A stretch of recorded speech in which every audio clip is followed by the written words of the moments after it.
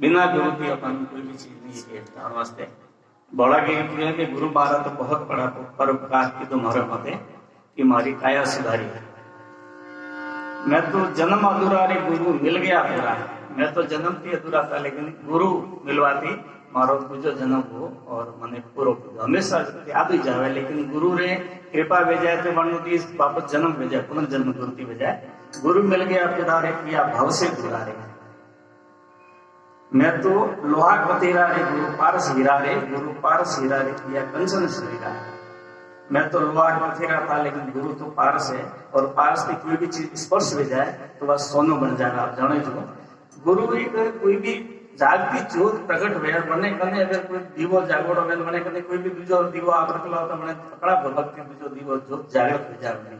तो गुरु को है जो कुछ जागा हुआ हो तो उसको तो जगा सकता है। तो गुरु रे बारे में बोला कियो कि मैं तो कर्म गुजारी रे गुरु मिलिया खिलाड़ी रे गुरु मिलिया खिलाड़ी रे किया भाव से पावे। बोला कि हरि गुण गावे नहीं तो दर्शन पावे नहीं तो दर्शन पावे आवागमन गावे। अकबर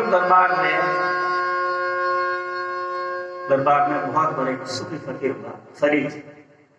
और फरीद बहुत बड़ा तपस्वी संत था। एक बार मैंने गांव वाला सब भिड़ा फरीद ने कियो कि तू अतरो बड़ो संत है कौन सीड़ो है फरीद। फरीद और आप रे अकबर दरबार तो हाजिर लगावे अकबर दरबार में अतरो सारे राखे है और स्कूल में मदरसा स्कूल बना रही है और आप जाओला तो अकबर दरबार में तो अकबर आप चाहो जी प्रास अकबर थी।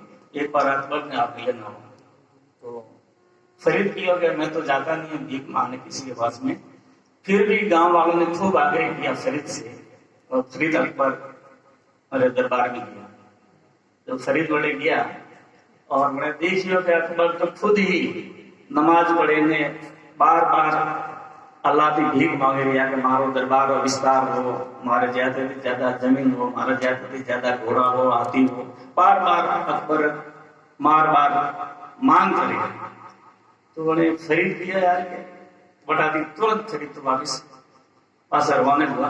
तो जब महल में रोकिया सब लोग यार फरीद आप अकबर दरबार क्यों जा रही है तो अपन नाराज भी थोड़े मथे महाराज में तो भाई ऐसा है कि मैं भिखारी के निकाह क्यों वो तो खुद ही के भीख मांग रही है और उससे मैं क्या मांगू। लेकिन वो जिससे भीख मांगता उससे मैं भी मांगू।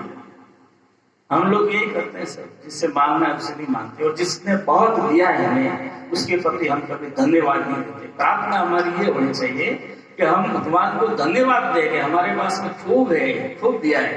लेकिन कोई व्यक्ति संतुष्ट नहीं है। सत्संग का मतलब क्या है केवल वो नहीं है जाकर लिया भजन गाया थे सुनिया हाँ ठीक है चलो सत्संग का अपने करीब आने का है। अपन खुद के अपने पास में आएंगे तो हमें पता चलेगा सत्संग का क्या महत्व है। लेकिन हम करीब कोई आना नहीं चाहता है क्यों करीब आने में आदमी मिट जाता है। प्रार्थना वो होती है भगवान के दरबार में कि हम उसको समझे परमात्मा ने खुद दिया। रोज सुबह उठ के आप धन्यवाद दो तो आपकी बहुत बरकत होगी बढ़ेगा धन दौलत सब। लेकिन हम कभी जो दिया है उसके प्रति तो खुश नहीं है और मांग रहे हैं और मांग रहे हैं। अकबर दरबार और मांग तो फरीद ने कहा मैं उसे क्यों मांगू मैं तो उसी से मांगू जिससे अकबर मांग रहे हैं। फरीद तो वहां से लौट गए वापिस।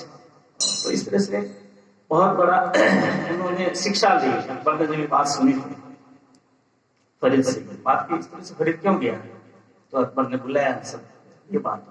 उसके बाद से अकबर खुद गया है फरीद के आगे दरबार घर पे गया और फरीद को जाके माफी मांगी और फरीद पैरों पड़ा और जो चाहिए करने को तैयार हो गया।